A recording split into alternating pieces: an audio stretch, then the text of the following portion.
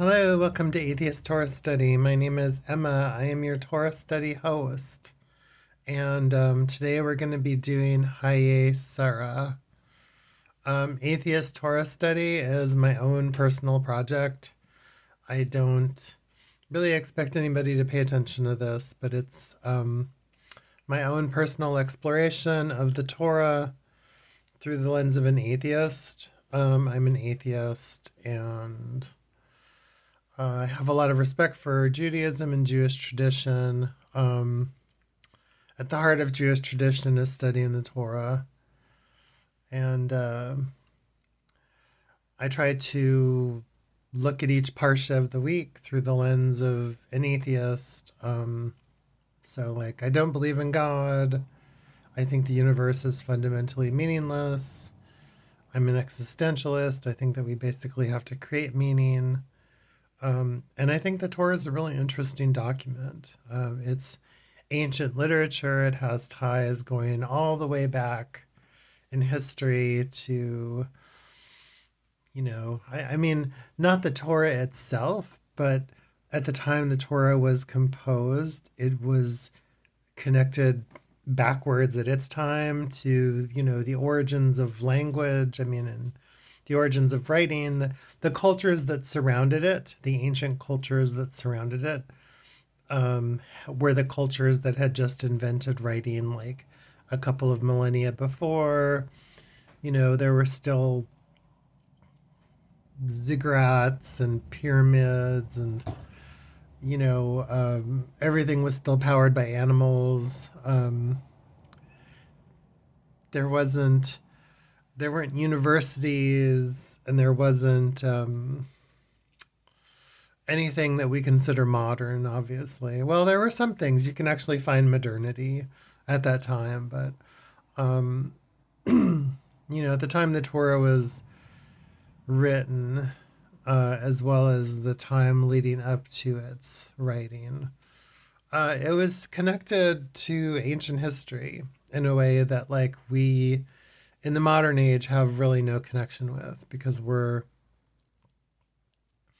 on the other side of that horizon. I mean, we're on the side of the horizon that's it's past the Renaissance. It's past the Industrial Revolution.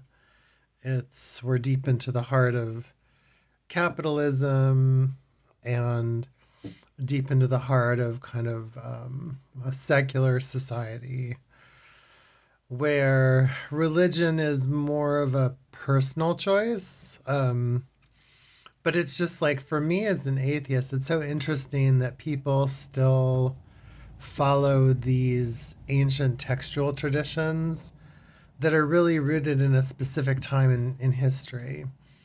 And I mean, I wonder, like, why are people so interested in this particular time in history, or these times in history? And I mean, I think it's because at the time that these stories were redacted, they kind of had an edge. They had an edge because of, I guess, because of the tech. I mean, you could call it technology. It's not really technology, but they had an edge in that some people figured out how to write a few really good stories that had really broad mass appeal, and that, gave people answers to puzzles, because people, ever since the ever since the advent of civilization, and I'm sure long before that, people have been wondering, their brains are going and they're trying to figure stuff out. And these these documents, although they did a terrible job, a terrible job, still tried to answer some questions for people. And I'm interested in it because of that. I mean, I'm also interested in it just because I was indoctrinated in it. I mean, I've been indoctrinated in religion. Um, and being indoctrinated in religious, I have a religious brain. It's something that I'll always have. I'll always have a brain that's been shaped by religion. Even though I'm an atheist, I still have this brain that's religious. I mean, until I was 17, I really believed in God. I believed that God was a real thing. And I was so happy. I was so ecstatic because I was certain there was a God. And that was such a great feeling. It was a really nice feeling to think, oh, there's a God. And it makes me so happy to know there's a God, even if there's things I have to do. It's just, you know, going from being a God person, going from being someone who believed in God to somebody who didn't believe in God, and then having to look backwards at these ancient texts and try to make any sense of them. I mean, I think for most of us as atheists, like once we just kind of decide that this is all a bunch of hooey, it depends on what age you do it at. I mean, I was very naive. I mean, I really believed that God was a real thing, until I was about 18 or 19. And so for a big part of the formative stage of my life, God was this very real presence in my life. I believe that God spoke to me. I believe that, I mean, not spoke to me like, like talking in my head, but the way that I think most religious people do, like they have some sort of a connection with God. Like, I believe that that was very real. There was a real thing that really listened to me. And, I believed that, oh, I don't know. I guess I believed I had a soul. Definitely. I believed I had a soul. Um, I believed that there was a purpose to my existence. And I believed there was a purpose to everyone's existence. That, like, everybody had a soul and that there was a purpose for every person. And, those thoughts, I mean, the things that religion gave me were really validating for me personally because, I mean, I was bullied. In my childhood, I was bullied. And, I mean, I was always the loser, the person who didn't matter. And religion was great because at least in religion I mattered, at least with religion there was at least some God that loved me. And that was a nice feeling. I mean, it's hard. Like, if you're somebody who grew up in a, I mean, I grew up in America, I grew up in America. And I mean, look at me, I'm transgender.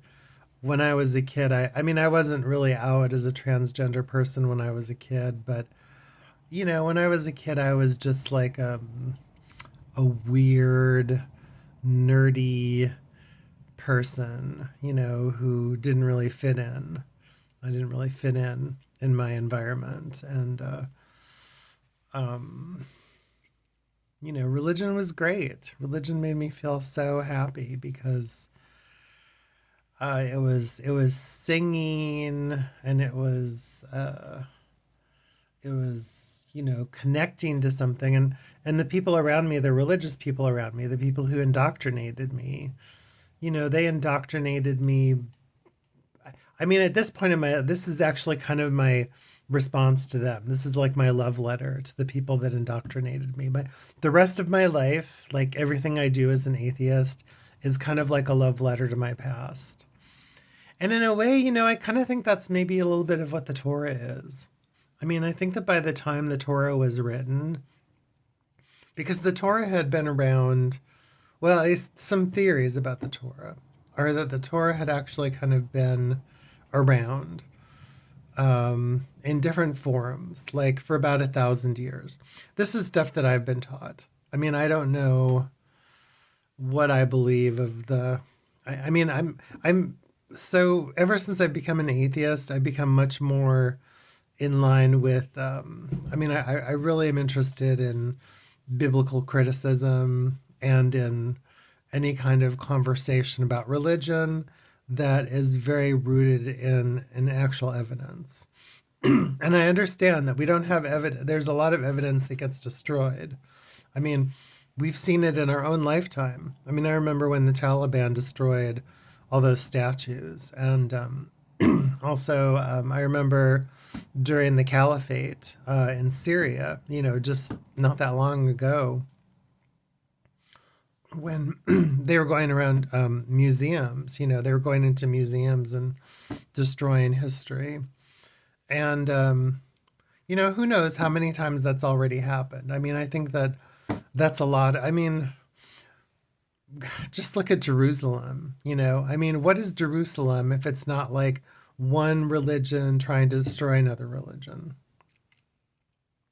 That's kind of the history of the city in a lot of ways. I mean, it's the history of the city, but I mean, I can find at least two different examples of one religion trying to destroy another religion, definitely just like directly connected to Jerusalem.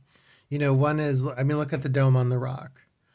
The Dome on the Rock is like this this mosque that was built on top of what was before it a Jewish temple.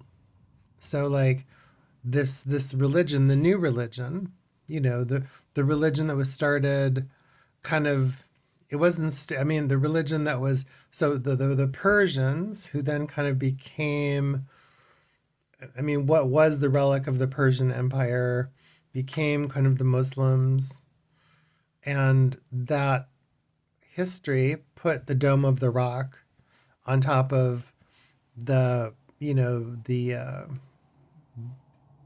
I can't remember what it's called right now. Brain fart. Anyways, we know where it is. The Temple Mount. The Dome of the Rock was put on top of the Temple Mount. So that's one religion trying to usurp another religion. There's another example that's just like, it's straight out of what we're going to be doing here if I ever get to it. This is like the worst atheist Torah study I've ever had, because like I haven't even gotten to the Torah blessing yet, and I'm already 12 minutes in because I just ramble. And it's like that's why I don't think anybody's actually gonna pay attention to these because I just ramble so much. But anyways, if you look at, but I'm entertaining myself, so that's good enough. So if you look at the history of the text, so you have two displacements here, and I'm just looking at Jerusalem just as one example of a city like where this sort of phenomena happens. So you have a physical displacement. You have one place, a religion doing what religions have done ever since probably since the first cities. Since the first, I mean, well, the first cities, yeah, ever since the first cities. This is like some weirdness that humans do, and who knows why we do it. That's actually part of why I'm doing atheist Torah study, because I'm trying to figure out why in the hell do we do this stupid sh bleep bleep? Why do we do this? So, but looking back, it looks like we've been doing this for a long time. I mean, so you have, and I mean, I think I know what the answer is. I think it's men. I really do. I just, there's something about when you get a bunch of men together and they've just got to do something stupid, they've just, I don't know what it is. It's probably our evolutionary flaw. Honestly, I think it's maybe our evolutionary flaw. I mean, like when you look at how democracy is considered like some sort of a gift, like somehow there's been like 100 billion humans, and we've been around for, at least 200,000 years in the current form that we're in. We've had civilization for 10,000 years, and we can't get it together. We can't get it together, and it's because when you get a bunch of men together, this is kind of what they do. They just like mess stuff up. And they consider civilization to be the slow accretion of, men getting together and building their society and then destroying it and then building it up again. And, the technology that comes out of warfare and the innovations that come. But, you know, I'm kind of drifting off into anthropology, but this is what religion is. Religion is many things, but one of the things religion is it's religion is a documentary evidence of patriarchy and the ways in which patriarchy completely undermines human civilization. I mean, it it believes that it's creating civilization, but it's really upending it. It's really upending civilization. And there isn't a stasis. I mean, the stasis would be if you simply allowed cultures to evolve with some equity and um, and some peace. I don't know what other word to say. I mean, that's really civilization. So, but anyway, so getting back here to Chayei Sara, so this text is like, I think by the time the Torah had been, I forgot. I'm sorry, I'm going off in about 10 different directions at once.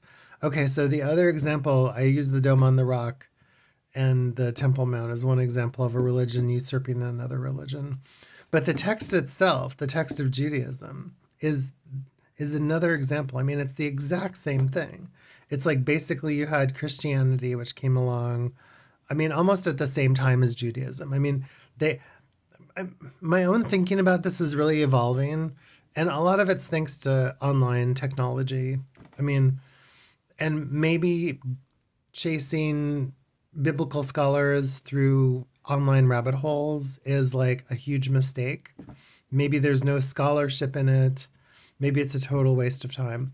But as I've been chasing down biblical scholars who talk about the creation of the texts, part of what I'm starting to think is I'm starting to think that, like, the Torah was really put together at the beginning of a period of history. Like, I mean, I do believe there was something like a Judean culture that existed for about 1,000 years. Um, I mean, I believe that there was a Babylonian exile. Uh, I believe that there were kingdoms around the Levant. I believe all that. I definitely believe that there was a Canaanite culture, and that there were Canaanite gods. I believe all that. Um, but I mean, and I think there probably was a temple. There was probably two temples. I mean, well, there were definitely two temples because we know Herod built a temple. So, I mean, we know there was a temple. We know there was animal sacrifice. But what I'm thinking, this is just what I'm thinking. What I'm thinking is that the history that we're looking at, the history that has shaped Western culture so much, kind of shaped it. Not Islam. I mean, I'm not sure where you put Islam. I mean, Islam is kind of Western, but it's also Eastern. So I'm not going to put Islam right in there with Western culture, even though it kind of is. I mean, I'm sure I have relatives that are, going back in my genealogy. I'm a mutt, by the way. I'm a total mutt. It's like I'm like basically 5% of everything. I'm like 5% Caribbean. I'm 5% North African. I'm like, I mean, although a lot of it's European. I mean, obviously, I have that, you know, the Europeans, the curse of civilization. I've got a lot of European, but I've got a lot of everything. Anyways, what was the point of that? Okay, so the point of it was that I'm losing my point. Oh, right. So going back and looking at the Torah, I'm I'm kind of starting to think that at least the part that we call Western history, which the part that's like quote unquote Judeo quote unquote Christian, that part of Western civilization, which, I mean, what I see, here's what I see. What I see is that this is just a theory I have. I think that like the Torah and the Christian texts happened really close to each other. Like, I think the Torah was probably written around maybe two. I mean, I think it was probably written in the third. I really, it's so hard for me to accept this, but I think it was probably written in the third century. I'm really falling in line with this because of the evidence. It's like because of the documentary evidence. I'm really falling more and more in line with the idea that the Torah was probably written in the third century BC. Now, the Christian text was probably written in the second century AD, or maybe the first century. I'm not sure. But so I'm one of those crazy people who believes that the Christian text was definitely so like the Torah, which is a really fun. I mean, it's a fun book. It's actually really interesting. It's got great ideas in it, and I think that the Christian text, which was part of the Jewish text, was kind of written as a way to. I mean, I'm a firm. I'm one of those. So like the idea that's in Caesar's Messiah is like this idea that I really value as an idea for how the Christian text was written, and you can go look it up. It's this idea that's completely dissed by most biblical scholars, and it's actually considered really offensive by most Christians. It's considered very offensive. So, I mean, and I understand. I understand people find it offensive. But the idea that's in Caesar's Messiah is not a new idea. It's very old. It goes all the way, I mean, it goes back to 18th century German biblical criticism. And there's this idea that somebody wrote the Christian texts basically in response to the Jewish texts. So like I mean, it's so obvious. It's like, it's so obvious. But the idea in Caesar's Messiah gets a little bit more complicated than that because it kind of, it goes into a lot of theories about why this text was written. It was kind of written basically as an act of propaganda more than anything. It's really like kind of a propaganda. Anyways, go check it out if you want. It's nobody likes me for liking that book, but I do. I think it's great. I mean, I think it's a great theory. I don't know if I don't know it well enough. I mean, I've read it twice. I don't follow everything in it, but it's just there's some ideas that are so insightful. They really capture you. But anyways, the point of all this is that when you look at Christianity, so like the same way that the Dome of the Rock got put on top of the Temple Mount, the whole Christian tradition, which was really rooted in the text, which was kind of another way of placing all of this baggage of religion, got put on top of the Torah. I mean, that's just so obvious. It's so obvious. And it's like the people who had one religion, they really wanted to dominate another religion. And that's like what religions have been doing ever since this whole mess began, ever since Mesopotamia. So it's like this whole thing, which is really just patriarchy, just rolled up into a ball, it's all just patriarchy. But it started about 6,000 years ago. And for some reason, we've been doing the same stupid thing for 6,000 years.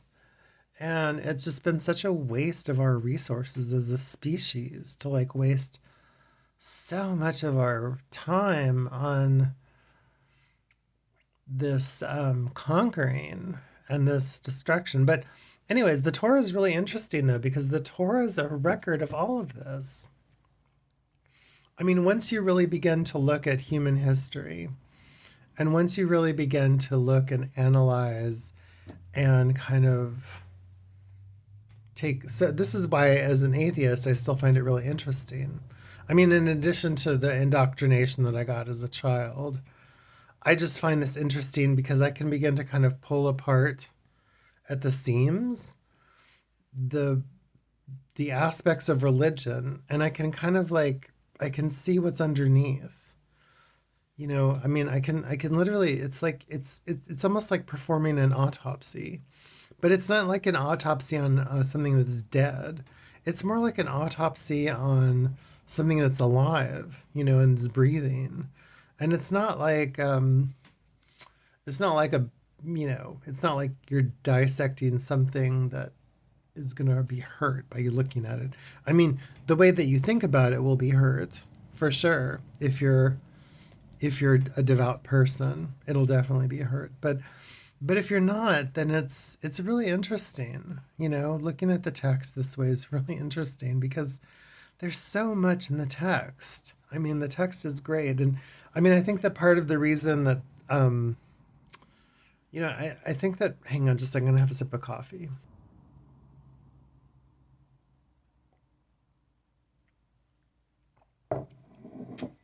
So I think that part of the reason that the text is so interesting is because the text has been poured over for hundreds of years by Jews because we value the text. I mean, the text is our legacy, and it's a good legacy. It's a fun text to work with. I mean, it's anyway, so let's get into it. That's like the longest pre-ramble I've ever done for a Torah study. So this is Chayei Sara. It is Genesis chapter 23. And Chayei Sara, it starts with the death of Sarah, but it's really about the life of Isaac and the life of, is it Rebecca? And the life of Rebecca. And it's really, this is the heart of the goddess section of the Torah. I mean, when you read the Torah, you think that if you read the Torah, I mean, it's pretty obvious that the way that the Jews at the time when they wrote the Torah saw God was that they thought that God was a man. I mean, that was pretty obvious. So they thought God was a man, and that he was, they created this strange mythology about how to live your life and what they thought that God wanted. And the Torah as a whole is a record of it's a sample of how people create an abstraction of civilization because they're trying to understand their own world. And so they create this abstraction of the world that they see because that's what humans do. I mean, we're always telling ourselves story. We're kind of creating, the proscenium. We're creating a stage around us, and the stage is filled with details about what we see and how the things that we see we think have meaning, and we're trying to understand them. So this part of the Torah, the part that kind of has to do with leading up to Sarah, it really starts when Sarah laughs. Like the part from Sarah, basically all the way through Rachel, is really the most goddess centered section in the whole Torah. It's very, very much at the heart of the goddess tradition. And it's a great tradition. It's so part of what women think, and part of, I mean, I think there's definitely evidence, although I'm not an anthropologist, so I don't know. I'm kind of going off on a ledge here just a little bit. But my understanding, based on, I mean, I have read a lot of books.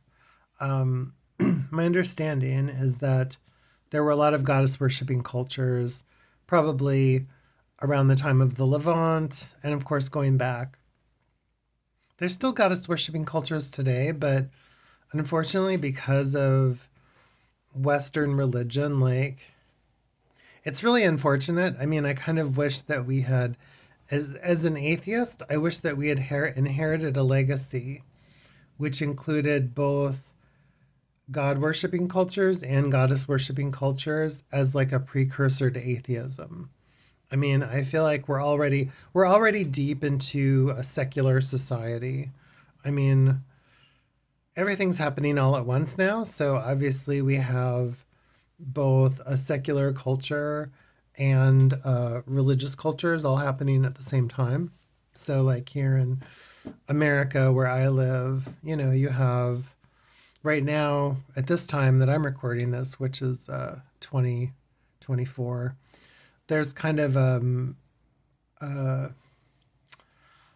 a minor rising up of the power of the religious state. So uh, religious traditions that are strong in this country that are focused on Christian tradition, Christian evangelical tradition, Christian kind of right leaning Protestant tradition, Christian Catholic tradition, and Mormon, which is basically an offshoot of kind of like Mormon kind of evolved out of that weird time in American history in the 1820s when there was kind of like a new spiritualism, and there were all of these kind of new religions popping up in the basically in the East Coast.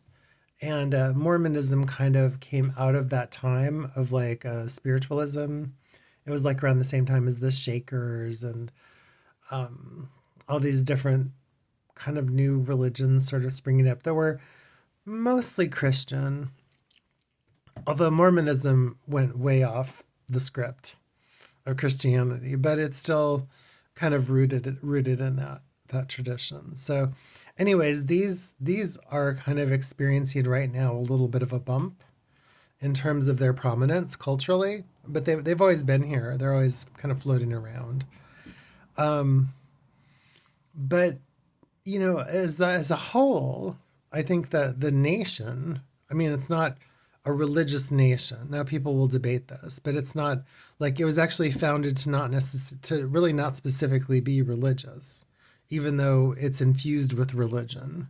Obviously everything about it is religious, but it had enough that was kind of separated from it that it was able to kind of pull out of the gravity of religion and the way that religion just sucks everything down into this black hole.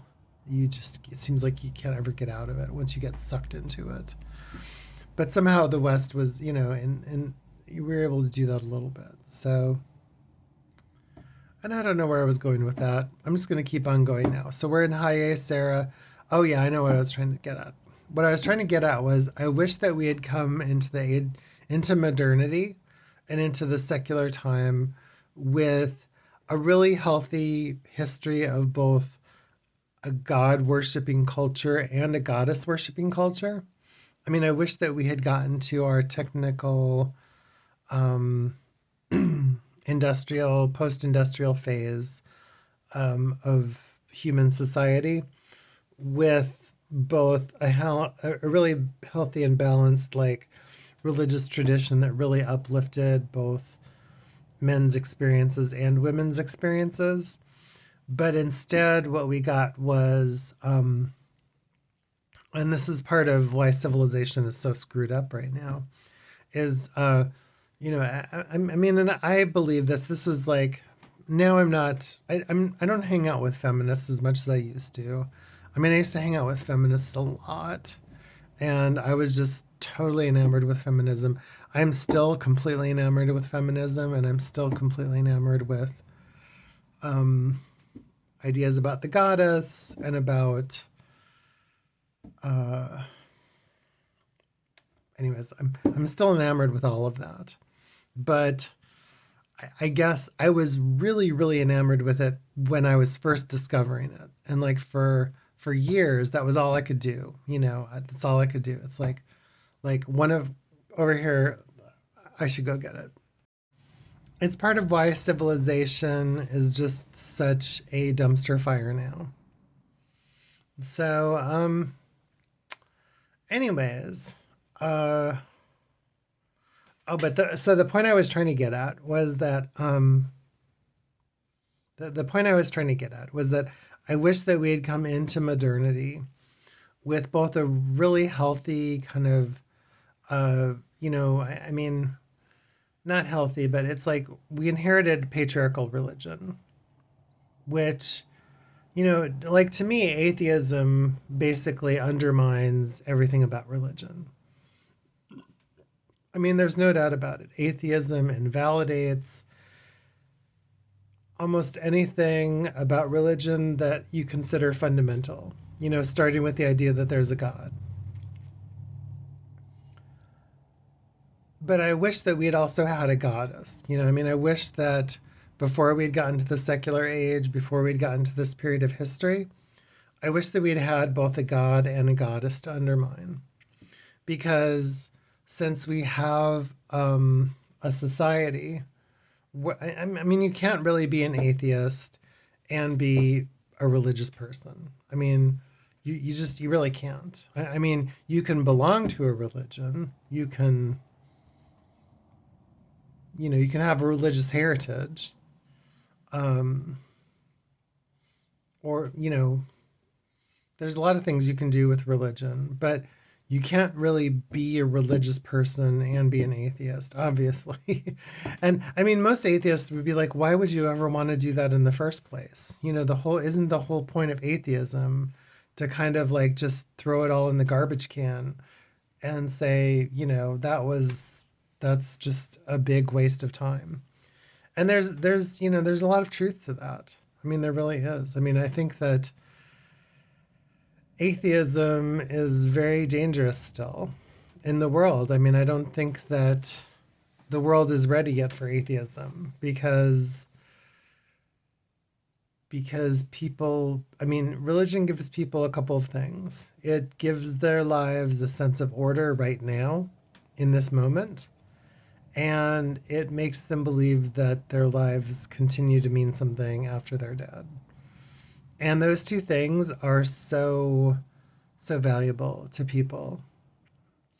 And it's easy to see why. I mean, why do you think they're valuable? I mean, they're valuable to people because the garbage can of civilization that produces the rest of society doesn't give people much. I mean, people don't have any security. We don't really have security. I mean, for most of history, we've lived in these governments and we've lived in these cities and we've lived in these states where, ordinary people were just trash. They lived miserable lives. They had nothing. The little that they did have was always at risk all the time. And, the world really hasn't changed that much because civilization is this bet that, like, there's something about it that's going to work out. And so religion kind of makes sense because it's a fantasy, it's this projection, but at least it's something real. For most people, it feels real. Like, even if you can't prove that you have a soul, it's like your brain is your soul. Your brain is like you. And we're unique as a species. Our brains are unique. And so we think, well, of course our brains continue on. Of course our soul, our identity, our essence. We know who we are. We know where we are. We know when we are. We know how we fit in. All of this stuff that we know, we know. So, I mean, I understand why people want religion. And what I really wish is I wish that we'd come into the secular era. We'd come into atheism with both a God worshiping tradition and a goddess worshiping tradition. I feel like women kind of got screwed because we didn't have a goddess worshiping tradition. I mean, I don't think that, I think now it's too late. You know, it's obviously, I think it's too late now. I mean, whatever was in the past is the past. You know, it's still important to study the past and to know it, but we've come too far. You know, we've come too far to just. I still think it's great though. I mean, I think it's people who study goddess worshiping traditions, people who embrace it. It's like if you're a devout person, if you're a let me put it this way. Okay, if you're a woman and you're watching this and you're devout, you should leave your religion right now and go join some goddess worshiping religion.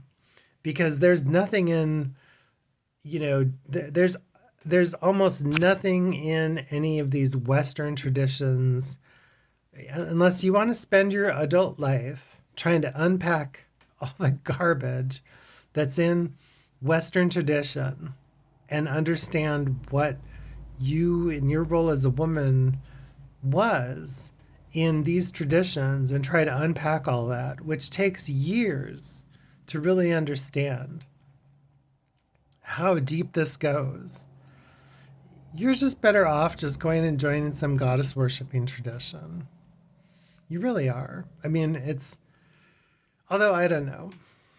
We're going to get into Chayei Sara in just a minute. I'm going to try to at least give the blessing for Torah study and get at least a little bit into this. This is just the worst Torah study I've ever had, though.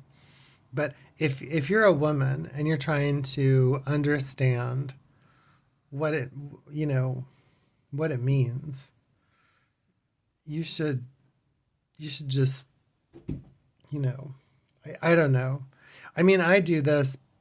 It's because I was indoctrinated. I mean, I'm transgender. Obviously, I'm transgender, and I mean, I was raised with this tradition, and when I was devout, being a man was a good thing. You know, it's like this, everything about this tradition affirms maleness, it affirms masculinity. Even though, I'll tell you something about being transgender. It's like if you're transgender, you really know it from the time you're a little kid. I mean, I knew it from my earliest knowing. I knew that I was transgender. But I still benefited from masculinity anyways, even though I knew I was trans. And even though I knew I was trans, I was still raised masculine. And if you're raised, I mean, you could have an entire culture where women are raised masculine, and those women will benefit from this tradition because this tradition, it's not that it really benefits men specifically, it benefits masculinity and it benefits patriarchy. So it's just a class. It's a class. And it's like it holds up one class over another class of people. And then it also, like within that, it creates more classes, like classes that are above the other classes. But the fundamental one is gender. You know, not so much race, because there really isn't any race in the Bible. The Bible, I mean, the Torah doesn't really talk about that. But that's the one that's probably not even acknowledged, because we all know racism has been around since the beginning of time. Anyways, so let's get into this. Chayei Sara, it's Genesis chapter 23, and it's Genesis chapter 23, verses 1 through Genesis chapter 25, 18. And in the Jewish tradition, we we do the triennials. So this year, which is 2025, okay. We're actually in Gear 1. Huh. How'd that happen? Okay, well, we're in. I'm confused. Have I been doing Torah study wrong this year? Anyways, oh no, it's 2024, dummy. Okay. Um it's 2024 in Christian years. It's 5786 in Jewish years. So, no, it's 5785 in Jewish years. My brain. This is my brain. Anyways, so it's actually, yeah. So in the Jewish tradition, you start with Genesis chapter 24 and you go through Genesis chapter 25. But we're going to just say screw all that and we're going to start at the beginning of the Parsha because we won't even get through. I mean, I'm sorry, I shouldn't use we. It's just me. I won't get through, more than five, just a few verses. So this is the story. Oh, let me do the blessing first. The blessing for Torah study. Baruch atah Adonai Eloheinu melech haolam asher kichanu b'mitzvotav v'tzivanu lasok dvarei Torah. We give blessings for the gift of studying Torah. So here it is, Chayei Sara, the death of Sarah. Sarah's lifetime, the span of Sarah's life, came to 127 years. Whoa. Oh my God. So it starts off with this extraordinary claim that Sarah lived for 127 years, which is I don't know, the oldest. I'm going to have to Google this while I'm sitting here talking. What is the actual oldest age that somebody actually has ever been documented as living?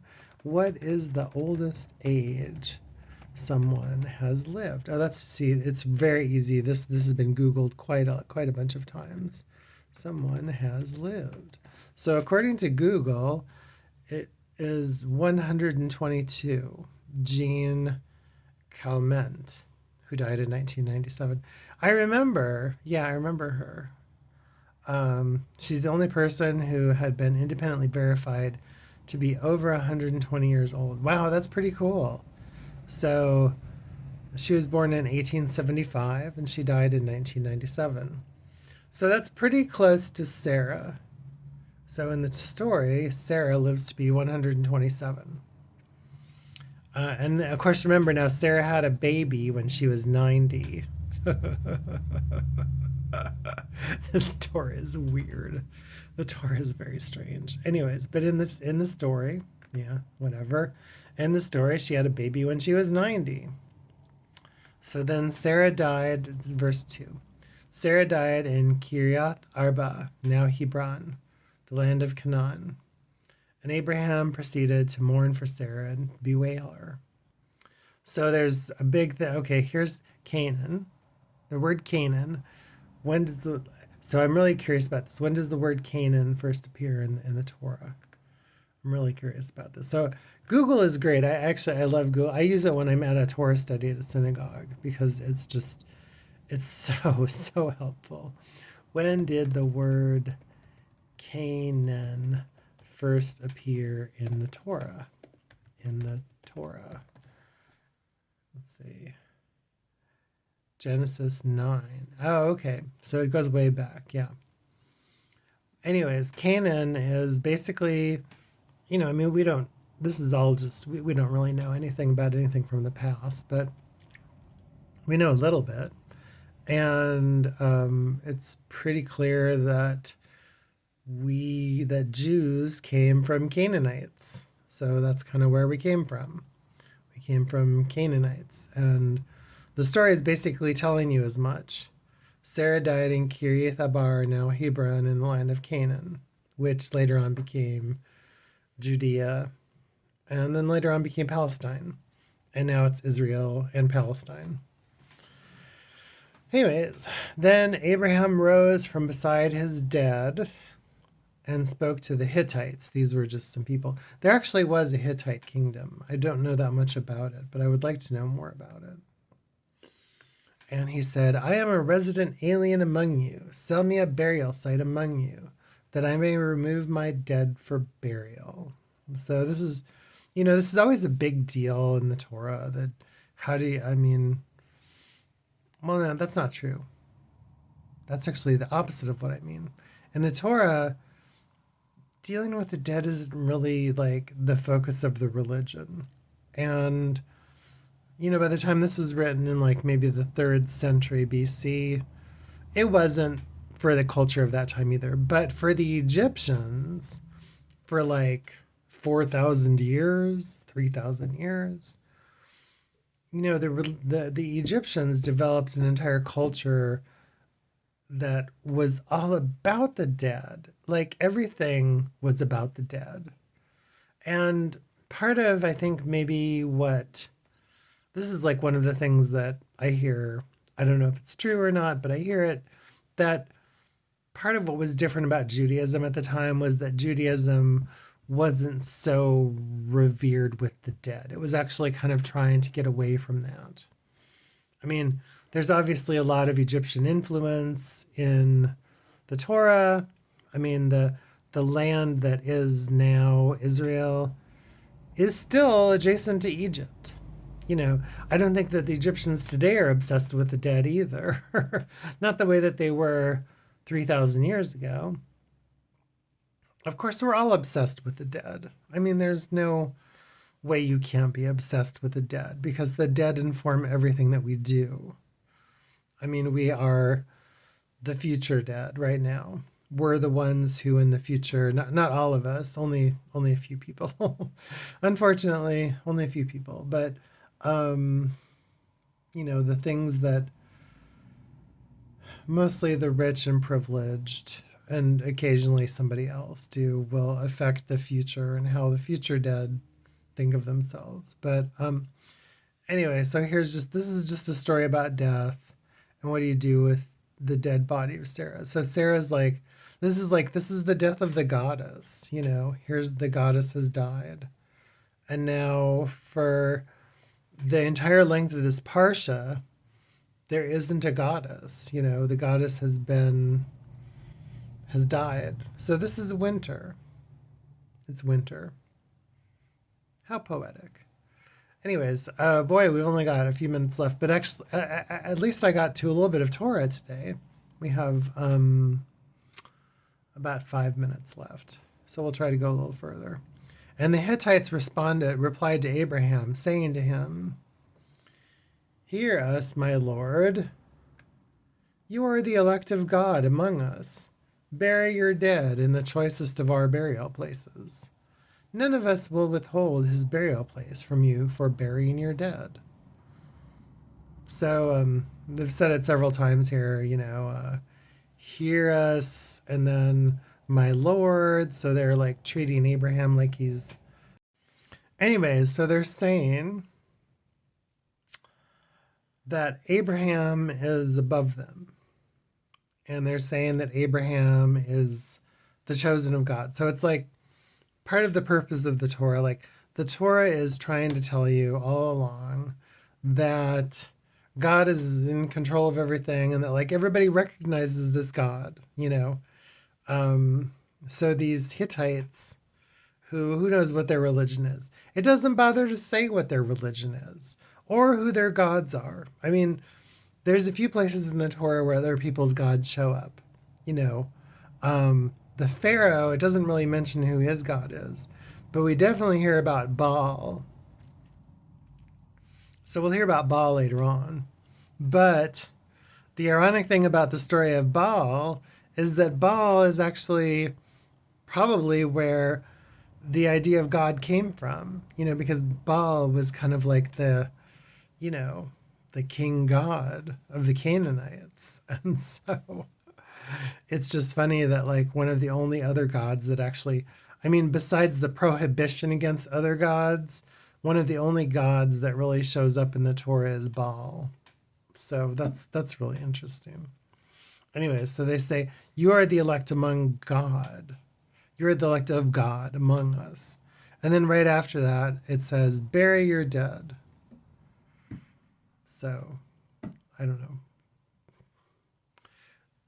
Bury Sarah. He's telling her to bury Sarah. And so the people are offering all of their cemeteries. So they're offering their cemeteries, and None of them will withhold. But there's actually a lot going on here. I mean, if you look at this and read it over a couple times, like I just did, you see there's a lot of hospitality here. This is throughout the Torah. The Torah is very much about being hospitable. Hospitality is considered so important. You have to be hospitable to everyone. And these people who, they're not, I don't know what Abraham is. I mean, Abraham is supposed to be the father of the tradition, but I don't know if he's a Jew or not. It's like, I don't know. I don't know what he is. But, but, and these other people who aren't Jewish, whatever that is, these other people, they're still hospitable because it's like, that's the thing. Everybody's supposed to be hospitable. So they're all being hospitable, and they're all just like, oh, here you can have basically your cemetery plot. Like when you see on TV, like sometimes the TV guy like talking what's going to happen to your loved one. They're like sitting around drinking coffee, and it's like, oh, did you know that such and such life insurance company? What are you going to do when you die? Are you going to pass it on to your kids? Give them the burden? No, instead invest in this. So this is basically the same thing, except they're being very hospitable. They're not, they're giving it for free. It's like, here, have a burial plot for free. That's kind of what's happening in this verse. Anyways, that's about all I have time for. So that was Chayei Sara. It kind of goes on. It's a really good story. It's a fun story. It tells the story of Isaac and Rebecca meeting, and for an ancient text, it's pretty dramatic. I mean, you can still kind of feel it. You can feel the energy, and it's a nice story. It's a nice story, and it's very much centered on like female experience. So, anyways, so that's all I have today. Thank you so much for spending time with me. If you watch this, again, I don't really expect people to watch this. It's probably very unwatchable, but if you did watch it, thanks so much. I would, if you want to learn more or make any contact, feel free to write to me. Nobody's written to me yet. I don't know if anyone will, but you can write to me at atheisttorahstudy@gmail.com. And you can also find Atheist Torah Study on TikTok and YouTube. So thanks again so much and have a great day.